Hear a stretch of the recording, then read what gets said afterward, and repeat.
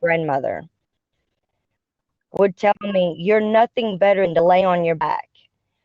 And that there's the worst thing you could tell a girl, and especially a teenage girl growing up.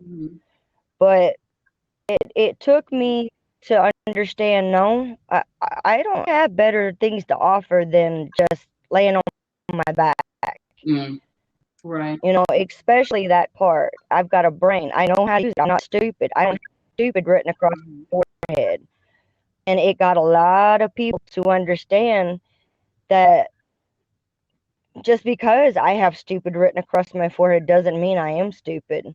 I may look it, but go ahead, tell me your secrets. I have more than enough to offer just listening to you. And I've got more than enough encouragement and positivity to offer another person. But quit putting me down, you know? I don't put you down, so don't put me down. And that's the way I tell the world these days, just like with the thing I put in today, you know, my little poem. Love is never ending, no matter how it is. Love is the most strongest thing and the most forceful thing on this earth. So without love, we have nothing, and we're never going to have anything. I wanted to chime and we have to have hope in order. Right. Samantha? Ooh, your connection's going in and out. But I wanted to add something to what you're saying. One of the things, and I think Mary used the word, did you use the word unapologetically, Mary? I think we were talking early on. Yes. One of the things that, and depending upon who I talk to, I have a tendency to kind of rub people's feelings, because this is what I think. I think although I experience domestic violence, although I experience other traumas, I have to stop and look in the mirror and say, what part did you play in it, Natalie? That conversation does not go over well when you're talking to people in the world of domestic violence, which bothers me so much. Yes, and I even put it in today's post. Yes, the abuser, the perpetrator, has a huge responsibility in abusing me. All day long, that is so obvious. But I think that in order to begin to heal and to mend our broken pieces and to break the cycle of domestic violence, and that's just one example, I'm going to use me, because I'm safe when I say I, because no one can get offended, because this is my story. And this is what helped me heal and mend those broken pieces. One day I stopped and said, who is the common denominator out of all of these relationships? And it was me. That in no way lets the perpetrator off the hook. I want to say that. It does not let them off the hook. However, what it begins to do is get me off the hook of this cycle of domestic violence relationships, because I had to begin to figure out, what was it that I not only invited these men in my life, why did I choose to stay? Why did I stay? When there were people around me who would have the ability to say, yeah, I met this guy, but you know what? I don't think this is gonna work out. Goodbye. I didn't have that in me because of my low self-worth, that I stayed. I stayed because it was my familiar. That's what I saw growing up. To me, that was my normal. I didn't know to say, you're not it for me. It's time to move on. And I had to stop and say, we need to fix something, Natalie. We need to figure out what's going on with you. And then I had to backtrack. And that's when I learned, this is all I knew. I didn't have that person to sit down and say, like I said earlier, this is what a relationship looked like. What I did was develop my own sense of relationship based on what I saw. Based on I saw some, not a lot, but I could remember one incident of domestic violence between my mother and my father was so impactful that I can just sit here and relive that one experience. It was so traumatic. And then when I looked in the neighborhood it happened over here, and it happened over here. And in my mind, I formulated a belief system, a way of thinking that became my normal. So when I connected to men and when they were abusive, for me, it was like, it wasn't about leaving, it was about trying to fix it and make it better, which was not realistic because it was never going to get better. But my thinking said, I'm not supposed to leave him because this is what a relationship is. I'm supposed to find some way to fix it.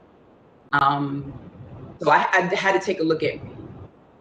So I don't ever to the day say what someone has done to me. Yeah, I'm holding you responsible, but I say, Natalie, what part did we play? What part of our brokenness that we have to fix so we can break the cycle when we go into this next relationship? My screen clip. So I just wanted to chime in that, because I'm not a victim of domestic violence. I'm a survivor and I'm an overcomer of domestic violence. And this is the way that I've overcome.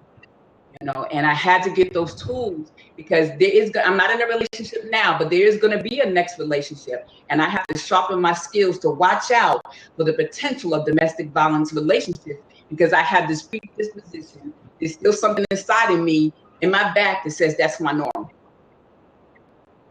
And I know it's my norm because I went from one to the next relationship, to the next relationship, to him, and him.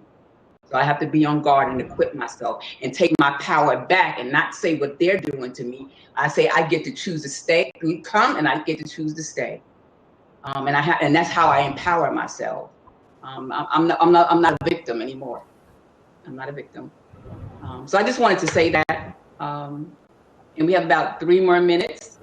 And I do want to take these last 3 minutes to thank my guests. Mary, who popped on. It was a pleasure meeting you, Mary. And yes, I see, you sent me a friend request. I definitely want to connect. Thank you so much. And usually I give the homework assignment out on the show, and I also do a recording afterwards so people will know what the homework assignment is. The homework assignment for this week is based on the theme of the day, which is breaking the cycle of unhealthy relationships. So the assignment is that women who wants to join in have to spend 1 hour with themselves doing something for themselves, including something they've never done before, that says that I love me, because it's about learning to spend time with ourselves alone, because not until we love ourselves will we demand love from someone else. We have to learn to love ourselves. So that's our exercise, spending 1 hour a day. And I'll post that in the video on social media. All right. So thank you. Thank you. If anybody wants, we got 2 more minutes. I can't wait to and I see Samantha's trying to call back. Thank you on Facebook and follow you, because your message is right in line with what I feel this world needs right now. And I have not, to my knowledge, met anyone that truly believes that just giving me this is not enough. I need to have that meet where I am told things that challenge me, that make me look in the mirror, that make me take responsibility for me. So I thank you for that. Your gift is needed, and I cannot wait to see where you go with it, because there are people waiting for you. Be blessed. Welcome. You are so welcome. Where are you located, Mary? Where are you located? Oh, I think she left. All right, thank you. This was an awesome show. Oh my God, I recorded it on my phone. Kind of went off and on, but we're going to get it on Facebook. I enjoyed this conversation. Awesome, awesome conversation. Are you still on Mary's side? Okay, wonderful. So thanks again, Mary. We're about to click off. And follow me. Yes, we're going to connect. Follow me every day, because definitely the tools, we're on the same page with that, about skill building and building ways to cope with life issues, and not just talking and being inspired. And just to say this, and I'm going to end the show, is that although I say I'm Natalie Manning, motivational speaker, the full term is that I am a motivational, inspirational, and more importantly, a transformational speaker. It's about transforming our lives. So thank you, ladies. I really enjoyed the show, and we'll see you next week on a Woman's Worth Talk Show. In the meantime, I will catch you on social media. Thank you.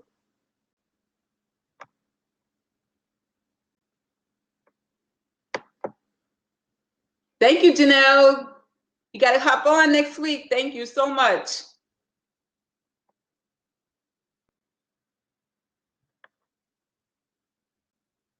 Thank you, Mary. You also have a great weekend. Have a great Wednesday and weekend, and hopefully see you next week. And meantime, on Facebook.